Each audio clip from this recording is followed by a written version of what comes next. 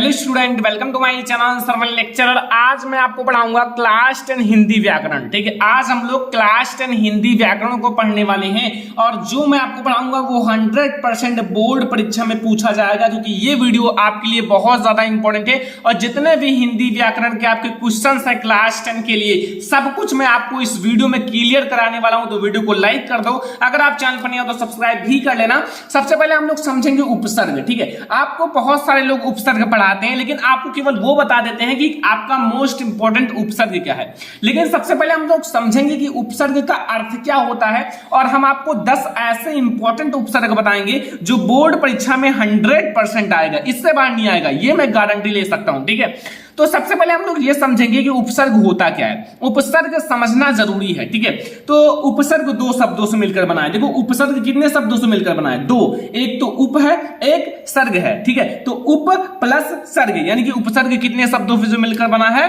दो शब्दों से मिलकर बना है। ठीक है, उप का अर्थ होता है समीप। देखो, उप का अर्थ होता है समीप या फिर निकट होता है। ठीक है, उप का अर्थ क्या होता है? समीप या निकट। जबकि सर्ग का अर्थ होता है, सर्ग मतलब होता है सृष्टि। ठीक है, अब आप नहीं भूलोगे कि उप का अर्थ क्या होता है और सर्ग का अर्थ क्या होता है। इतना तो आपको समझ में आ गया। अब आप परिभाषा समझ लो। वे वर्ण या वर्ण समूह, आपकी वे वर्ण या वर्ण समूह जो किसी शब्द में पहले जुड़ने का मतलब है कि आगे जोड़ा जाता है, इसे उपसर्ग को आगे जोड़ा जाता है, उस शब्द के अर्थ में परिवर्तन कर देता है, उपसर्ग कहलाता है। ठीक है, समझना यह है कि उप का अर्थ क्या है, सर्ग का अर्थ क्या है। तो उप का अर्थ होता है समीप या निकट और सर्ग का अर्थ होता है सृष्टि। और अगर आपको परिभाषा देना है तो वे वर्ण या वर्ण समूह जो किसी शब्द में पहले जुड़कर उस शब्द के अर्थ को या अर्थ में परिवर्तन कर देता है, उपसर्ग कहलाता है। अब हम लोग समझेंगे उदाहरण जैसे अधि है। अधि मतलब आपको अधि जो आपका है। ठीक है, अब अधि आपका एक उपसर्ग है। ठीक है, अब आप लोगों का जैसे आगे जुड़ गया अधिकार, अधिराज, अधिकरण, बहुत ज्यादा इंपॉर्टेंट है। अब हम लोग देखेंगे 10 सबसे ज्यादा इंपॉर्टेंट उपसर्ग जो बोर्ड परीक्षा में 100% पूछा जाएगा। तो सबसे पहले हम लोग समझेंगे उपसर्ग जो आपके बोर्ड परीक्षा में 100% आएगा। पहला आ, छोटा आ। ठीक है, छोटा आ का मतलब होता है आपको आगे जोड़ना, जैसे अविश्वास, अयोग्य, असुविधा। याद रखना, जितना मैं आपको बता रहा हूं बिल्कुल याद कर लेना, आज के बाद आपको नहीं भूलना है। ठीक है, और आपको सारा वीडियो देखना है जो मैं आपको पढ़ाने वाला हूं। अधि का मतलब होता है जैसे अधि आगे जोड़ दो, ये उप का मतलब होता है आगे जोड़ना। ठीक है, उपसर्ग का मतलब, तो अधि का होगा अधिकार, अधिनायक और अधिकरण। ठीक है, समझ में आ रहा है, कोई दिक्कत तो नहीं है। अब हमारा तीसरा है आपका अनु का होगा जैसे अनुकरण। ठीक है, अनुभव और अनुशासन। ठीक है, समझ में आया। और आपका 4 नंबर है अभि का होगा अभिमान, अभिलाषा, अभिशाप। ठीक है, और आप अपने मन से भी बना सकते हो, जैसे अभि से आप बना सकते हो अभिमान। ठीक है, अभिशाप मैंने लिखा है, अभिलाषा भी लिखा है। अब आप लोग अभिशासन, ठीक है, और आपका अभिलाषा भी लिख सकते हो, कोई दिक्कत नहीं। ठीक है, पांचवा उप का मतलब उपकार, उपमन और उपदेश। जितना बता रहा हूं अगर उतना याद कर लोगे तो मैं ये कह सकता हूं कि आपका उपसर्ग का 3 मार्क्स बिल्कुल फिक्स हो जाएगा। ठीक है, आपका परि है, परि का होगा परिवार, परिवर्तन और परिभाषा। ठीक है, परिवार, परिवर्तन और परिभाषा। अगला है सह का होगा सहपाठी, सहयोग, सहचर। देखो, आपको आगे जोड़ना है और कोई अर्थ बने, जैसे सहपाठी होता है, सहयोग होता है, सहचर होता है। ठीक है, ऐसे आपका बहुत सारी चीजें हैं जो आप लोगों को पता होगा। प्रा का होगा प्रहार, प्रबल एंड आपका प्रभाव। ठीक है, एंड प्रावर्तन भी होता है। ठीक है, एंड अन है अनमोल, अनपढ़, अनंत। ठीक है, सु का होगा सुंदर, सुलभ, सुलेख। बस जितना मैंने बता दिया इतना याद कर लेना, इससे बाहर बोर्ड परीक्षा में एक भी नहीं आएगा। अगर आप ये 10 तैयार कर लेते हो तो मैं ये कह सकता हूं कि आपका 100% आप लोगों का आपका उपसर्ग पक्का हो गया। ठीक है, इससे बाहर उपसर्ग नहीं आएगा। तो आप लोग अभी कॉपी बनाओ और उसमें नोट करो जितना मैंने उपसर्ग बताया, उपसर्ग की परिभाषा भी नोट कर लो। ठीक है, उपसर्ग की जो मैंने परिभाषा बताया है। ठीक है, तो ये हमारा हो गया उपसर्ग के बारे में। अब हम लोग समझेंगे प्रत्यय। सारी चीजें मैं आपको समझाने वाला हूं बहुत अच्छी तरह से, ऐसा आपको कोई नहीं समझाएगा। ठीक है, पूरे YouTube पर आपको ऐसा कोई नहीं समझाएगा। देखो, सबसे पहले हम लोग समझेंगे प्रत्यय के बारे में। प्रत्यय का मतलब क्या होता है, अगर आप उपसर्ग का मतलब समझे तो आप प्रत्यय का मतलब भी समझना जरूरी है। तो प्रत्यय का मतलब होता है प्रत्यय दो शब्दों से मिलकर बना। देखो जिस तरह उपसर्ग दो शब्दों से मिलकर बना था वैसे प्रत्यय भी दो शब्दों से मिलकर बना है। जैसे प्रतिधन आए, ठीक है, प्रतिधन आए, ठीक है।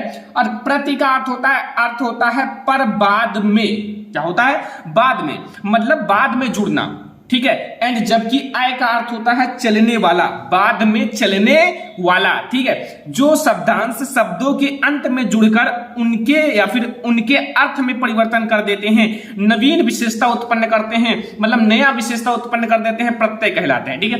अंत में यानी कि पीछे जोड़ा जाता है। जैसे मैं आपको 10 सबसे महत्वपूर्ण उपसर्ग का बात करता हूं, 10 सबसे महत्वपूर्ण उपसर्ग, इससे बाहर नहीं आएगा और बोर्ड परीक्षा में ये 100% पूछा जाएगा, ठीक है। तो आप लोगों को 10 सबसे महत्वपूर्ण उपसर्ग का बात करते हैं। सबसे पहले आई का आप लोग लास्ट में जोड़ो, जैसे आपका लिखाई, कमाई, पढ़ाई, कटाई, ठीक है। यानी वो ये बड़ा का मात्रा है और ये बड़ी ई है, तो ये क्या हो गया, आई। तो इन सब के लास्ट में आई जुड़ा हुआ है, क्या जुड़ा हुआ है, आई जुड़ा हुआ है, ठीक है। बस, तो ये आपका प्रत्यय है जो लास्ट में जुड़कर उनके अर्थ में परिवर्तन कर देता है। दूसरा है आवा या फिर वा। देखो लास्ट में वा भी जुड़ा हुआ है या फिर आवा भी जुड़ा हुआ है, ठीक है। तो दोनों हो सकता है। तो पहनावा, चढ़ावा, दिखावा, ठीक है, ये सारा है आपका आवा या फिर वा पर। तीसरा है आहट या हट। जितना बता रहा हूं बच्चे उतना याद कर लो, क्योंकि मैं बहुत ही तगड़ा तैयारी कराने वाला हूं क्लास 10th वाले, ठीक है। तो जितना बता रहा हूं उतना याद करते चलो। डेली आप लोगों को बहुत सारी वीडियोज मिलने वाली है, ठीक है। घबराहट, चिल्लाहट, जगमगाहट, ठीक है, ये आपको तैयार हो गया। चौथा आपको तैयार करना आवट या फिर वट, तो ये हो जाएगा सजावट, लिखावट, गिरावट, ठीक है। ये लास्ट में देखो आवट लिखा हुआ है और लास्ट में वट भी लिखा हुआ है, तो आवट या फिर वट, कुछ भी पूछे तो आप सजावट, लिखावट, गिरावट सब कुछ लिख सकते हो, ठीक है। अगला है आपका ता पे आ का मानता, तो महानता, मधुरता, लघुता, ठीक है। अब हमारा छठवां है पन का होगा जैसे आपका बड़कपन, आपका ढीलापन एंड लड़कपन, ठीक है, ये आपका पन से है। सातवां है त्वा का होता है कवित्व, ठीक है, कवित्व हो जाएगा, महत्व हो जाएगा, लघुत्व हो जाएगा, ठीक है। तो ये भी आपको समझ में आ रहा है। कोई भी अगर आपको दिक्कत है तो आप कमेंट कर सकते हो, मैं आप लोगों को उस टॉपिक पर वीडियो प्रोवाइड करूंगा। किसी भी टॉपिक में, किसी भी सब्जेक्ट में दिक्कत है, ठीक है। और आठवां हमारा आनी या फिर आइन, तो नौकरानी, देवरानी, सठानी, ठीक है, ये हमारा हो गया। और 10वां है बड़ी ई, तो हंसी, माफी, धमकी। तो यहां से आपको प्रत्यय और उपसर्ग बिल्कुल समझ में आ गया। यहां से आपका 2 नंबर ये क्लियर हो गया। अब आप लोगों को कोई दिक्कत नहीं होगा, जितना बता रहा हूं उतना याद कर लेना। मैं बहुत सारा पेपर, बहुत सारा मॉडल पेपर देख चुका हूं और इससे बाहर एक भी नहीं आया। इसमें से आपके सारा का सारा आ जाएगा, लेकिन लिखना केवल 2 का है, ठीक है। आएगा 5-6, लेकिन लिखना कितना है, 2 का। तो आप लोगों को थोड़ा सा मैं आपको ऐसा बता रहा हूं कि हमारे बच्चे पढ़कर टॉपर बने, ठीक है, क्योंकि हमें ऐसा बताना है कि आप लोग अच्छे मार्क्स लाओ, ठीक है। अब हमारा आता है तत्सम शब्द, तत्सम या तद्भव, नाम आपने सुना होगा। तो हम लोग तत्सम समझेंगे, ठीक है। तद्भव तो आपको बोर्ड एग्जाम में दिया रहेगा, तत्सम आपको लिखना है, तो हम लोग तद्भव भी समझेंगे, तत्सम की परिभाषा भी समझेंगे, और जो बोर्ड परीक्षा में 100% आएगा वो हम लोग समझेंगे, तत्सम और तद्भव। तो सबसे पहले आप परिभाषा को समझ लो, ठीक है। बहुत सारे लोग आपको समझाते हैं, केवल बता देते हैं इंपॉर्टेंट जो है, लेकिन अब बच्चे यहां गलती कर देते हैं कि तत्सम को तद्भव लिख देते हैं, तद्भव को तत्सम लिख देते हैं, ठीक है। तो इसीलिए मैं आपको थोड़ा सा परिभाषा से क्लियर करा दूं कि आप लोग ये गलती मत करना, वरना आपका 2 नंबर चला जाएगा, ठीक है। तो यहां समझो, संस्कृत भाषा के वे शब्द, संस्कृत तत्सम चीज समझ रहे हैं, तत्सम संस्कृत भाषा के वे शब्द जो हिंदी भाषा में ज्यों का त्यों अर्थ अपने मूल रूप में ही प्रयोग किए जाते हैं, तत्सम शब्द कहलाते हैं। जैसे अब बच्चे अग्नि को आग कह रहे हैं, लेकिन ये आपका शुद्ध रूप है, ठीक है, ये आपका तत्सम है, जो शुद्ध रूप है संस्कृत भाषा के हिसाब से, तो वो हमारा तत्सम है। रात्रि को रात कह रहे हैं, सूर्य को सूरज कह रहे हैं, या पृथ्वी को धरती कह रहे हैं आदि, तो ये हमारा तत्सम है, ठीक है। और तद्भव क्या है, तद्भव देखो, जैसे हमारा तद्भव है, वे संस्कृत भाषा के जो शब्द प्रकृति, अपभ्रंश, अपभ्रंश का मतलब है कि आजकल के बच्चे जो यूज करते हैं, पुरानी हिंदी आदि से गुजरने के कारण आज परिवर्तन के रूप में हो गया, मतलब परिवर्तन हो गया। पहले दूसरे टाइप से बोला जाता था, अब दूसरे टाइप से। आजकल के बच्चे इंग्लिश बोल रहे हैं, ठीक है, हिंदी को भूले जा रहे हैं, अपनी मातृभाषा भूल रहे हैं, ठीक है। एक्टर जो है वो केवल इंग्लिश बोलते हैं, अगर हिंदी में कहे तो वो कुछ जानते ही नहीं है। अगर आप 87 कह दो तो वो एक्टर लोग जानते हैं, लेकिन अगर 87 कह दो ये क्या होता है। तो अपनी मातृभाषा को मत भूलो, भले ही आपके पास बहुत सारी चीजें हैं, लेकिन मातृभाषा मातृभाषा है, ठीक है।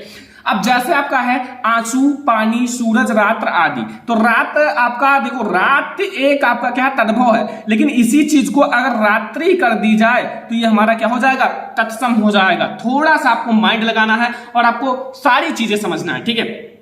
अब आप लोग समझो, जैसे आपका तत्सम और तद्भव, तत्सम और तद्भव, ठीक है, जो बोर्ड परीक्षा में 100% आएगा, इससे बाहर नहीं आएगा। मैं आपको जो बता रहा हूं, जितना बता रहा हूं, वो सारा एक्सपीरियंस से बता रहा हूं, क्योंकि अब की बार बोर्ड एग्जाम में नहीं, इससे पहले बोर्ड एग्जाम में बच्चे पढ़कर 99% तक हिंदी में लाए हैं। 99 मार्क्स हमारे चैनल से पढ़कर हिंदी में बच्चों ने लाया है। तो थोड़ा सा आप लोग जितना बता रहा हूं उतना पढ़ के जाना, ठीक है। देखो अग्नि, अग्नि का आपका तत्सम है अग्नि और तद्भव होगा आग, ठीक है। अग्नि और तत्सम क्या है, अग्नि है, और तद्भव क्या है, आग है, ठीक है। अगला है आपका दूसरा अन्न, अन्न आपका तत्सम है और अनाज हमारा तद्भव है, ठीक है। अश्रु, तीसरा है अश्रु, अश्रु का हो जाएगा आंसू। देखो अश्रु जो है वो संस्कृत का अच्छा सा शब्द है, शुद्ध है। ओष्ठ, ओष्ठ को ओठ कहा जाता है, ठीक है। पांचवा है चरण, चरण को चरण कहा जाता है। दधि, दधि को दही कहा जाता है, तद्भव, ठीक है। तत्सम आपको मैं बता रहा हूं। और यहां तत्सम है रात्रि, रात्रि को रात कहा जाता है। हस्त, हस्त को हाथ कहा जाता है। और मृत्यु, मृत्यु को सॉरी मृत्यु, मृत्यु को मौत कहा जाता है। और कर्पूर, कर्पूर को कपूर कहा जाता है। भिक्षा को भीख कहा जाता है और पुष्प को फूल कहा जाता है। तो ये आप लोगों को जितना मैंने बताया है याद कर लो, स्क्रीनशॉट ले लो, या फिर इसको आप लोगों को पीडीएफ हमारे सरवन लेक्चर ऐप पर मिल जाएगा, जाके देख लेना, ठीक है। तो ये हमारा हो गया तत्सम एवं तद्भव शब्द, कोई दिक्कत तो नहीं है। चलो अब हम लोग समझेंगे यहाँ पर्यायवाची शब्द, सबसे इंपॉर्टेंट ये भी है बोर्ड एग्जाम के लिए। पर्यायवाची आप लोगों को मैं बताऊंगा जो बोर्ड एग्जाम के लिए सबसे ज्यादा इंपॉर्टेंट है, 15 पर्यायवाची बताऊंगा, ठीक है। लेकिन सबसे पहले हम लोग समझेंगे पर्यायवाची होता क्या है, ठीक है, ये समझना जरूरी है। जिन शब्दों के अर्थ समान हो, मतलब जिन शब्दों के अर्थ समान हो, अर्थात जो शब्द अर्थ की दृष्टि से समान हो लेकिन पर्यायवाची शब्द कहलाते हैं। मतलब नाम कई हैं लेकिन उनका अर्थ समान है, चाहे आप अमृत कहो या सुधा कहो या पीयूष कहो, नाम एक है, क्योंकि अमृत या सुधा या पीयूष सभी नाम एक है, लेकिन एक ही चीज है, लेकिन है क्या, अर्थ सेम है लेकिन नाम अलग अलग हैं। तो इतना आपको समझ में आना चाहिए। तो हम आपको बताएंगे जो बोर्ड एग्जाम में 100% आएगा वो आप लोगों को पर्यायवाची शब्द बता रहे हैं। नोट कर लेना स्टूडेंट, छोटी सी कॉपी बना लेना और नोट्स बना लेना। जितना मैं आपको पढ़ा रहा हूं रेगुलर वीडियो जाएगी, सारी चीजें मैं आपको पढ़ाने वाला हूं, एक भी टॉपिक छोड़ूंगा नहीं, क्योंकि मैं हूं तो आप लोग बोर्ड एग्जाम में 95% लाओगे और हर एक सब्जेक्ट पढ़ाने वाला हूं, ठीक है। देखो सबसे पहले हम लोग पढ़ेंगे अमृत। अमृत का होता है आप लोगों का, अमृत का जो होगा वो होगा सुधा, पीयूष, सोम, ठीक है। ये हमारा पर्यायवाची है। अगर अमृत का पूछे तो आप सुधा लिख सकते हो, पीयूष लिख सकते हो या फिर सोम लिख सकते हो, ठीक है। अगला है हमारा दूसरा अग्नि। अग्नि का होगा स्टूडेंट आग, दहन, ज्वाला। देखो आग, ज्वाला ये सब तो जानते हो, दहन भी जानते हो, बायोलॉजी में पढ़ा, सॉरी केमिस्ट्री में पढ़ा होगा क्लास 10th में। तीसरा है अग्नि, सॉरी आकाश। आकाश का होगा, आकाश का क्या होगा, गगन, अंबर, नभ, सारा पता है ना। चौथा कमल, कमल का होगा सरोज, जलज, पंकज, सरोज, जलज, पंकज, ठीक है। पांचवा है चंद्रमा। चंद्रमा का होगा चांद, मयंक, राशि। सारा याद रखना, जितना मैं आपको बता रहा हूं सारा याद करके जाना बोर्ड एग्जाम में, ठीक है। अगला हमारा छठवां गाय। गाय का होगा गौ, धेनु, गौरी। क्या होगा, गौ, धेनु, गौरी, ठीक है। और हमारा सातवां है जल। जल का होगा पानी, नीर, सलिल। पानी तो जानते हो, नीर भी जानते हो, सलिल नहीं जानते हो तो जान जाओ आज, ठीक है, क्योंकि कुछ भी आप बोर्ड एग्जाम में इन सारे में से लिख सकते हो, दो ही पूछेगा। नदी, नदी का होगा सरिता, जलमाता, तटनी। देखो बच्चा बाल्टी, तटनी। देखो आपसे जलमाता नदी ये जानते हो, जलमाता पूछेगा तो नदी, सरिता, तटनी लिख देना, ठीक है। अगला है हमारा पृथ्वी। पृथ्वी का होगा भूमि, धरती, वसुंधरा। भूमि, धरती, वसुंधरा। देखो वसुंधरा क्यों कहा गया, क्योंकि धरती के अंदर बहुत सारी चीजें पाई जाती हैं, बहुत बहुमूल्य चीजें पाई जाती हैं, इसलिए हम लोग वसुंधरा इसका नाम दिए हैं। 11वां है हमारा बादल। बादल का होगा मेघ, जलद, धन, घन, ठीक है। और 12 नंबर है पुष्प। पुष्प का होगा कुसुम, फूल, सुमन। कुसुम, फूल, सुमन। और 13वां हमारा वायु। वायु का होगा हवा, पवन, समीर। हवा, पवन, समीर। और फिर हमारा सूर्य। सूर्य का होगा सूरज, दिनकर, रवि। सूरज, दिनकर, रवि। 15वां है माता। माता होगा जननी एंड माँ एंड अम्बा। देखो अम्बा, ठीक है। अब बच्चे क्या कहते हैं अम्मा, लेकिन अम्बा होता है। ये है हमारा 15 सबसे ज्यादा इंपॉर्टेंट पर्यायवाची। अब इतनी चीजें आपका क्लियर हो गया। अब हिंदी व्याकरण में जो चीजें मैंने बता दी इसको क्लियर कर लो। इसके आगे आप लोगों को मैं कल वीडियो प्रोवाइड करूंगा। जितनी चीजें मैंने बता दिया 3 से 4 टॉपिक, 4 से 5 टॉपिक, उसको क्लियर कर लो। और हाँ, जितने भी बच्चे न्यू हैं इस चैनल पर सब्सक्राइब करके रखो, क्योंकि हिंदी का नंबर 1 चैनल है, यानी कि क्लास 10 का नंबर 1 चैनल सरवण लेक्चरर। तो सब्सक्राइब कर लो, क्योंकि यहां से बच्चे पढ़कर 95%, 90 आप लोगों का 93% लाए हैं, और आप लोग भी 95% ला सकते हो, क्योंकि मैं आप लोगों को इंपॉर्टेंट क्वेश्चन और आपका चैप्टर, सिलेबस, पीडीएफ सब कुछ मैं आपको देने वाला हूं। चैनल को सब्सक्राइब करके रखो, वीडियो को लाइक कर दो, शेयर कर दो अपने फ्रेंड्स के साथ, ठीक है, ताकि हर एक स्टूडेंट हमारे चैनल से पढ़कर अच्छे मार्क्स ला सकें, ठीक है। तो इस वीडियो को लाइक कर देना, और जितना टॉपिक मैंने पढ़ाया सबका नोट्स बना लेना, जरूर नोट्स बनाना, क्योंकि ये आपकी गारंटी है। पढ़ाया मैंने, आप लोग गारंटी है कि आप लोग पढ़ो, नोट्स बनाओ, अच्छे से पढ़ो, क्योंकि आपके माता पिता कुछ ना कुछ सोचकर आपके ऊपर पैसे खर्च कर रहे हैं, आपको पढ़ा रहे हैं, ठीक है। तो चलो इस वीडियो को लाइक कर दो, शेयर कर दो अपने फ्रेंड्स के साथ, चैनल पर नहीं हो तो सब्सक्राइब कर लेना। चलो फिर मिलता है नेक्स्ट इंपॉर्टेंट वीडियो में, तब तक के लिए धन्यवाद।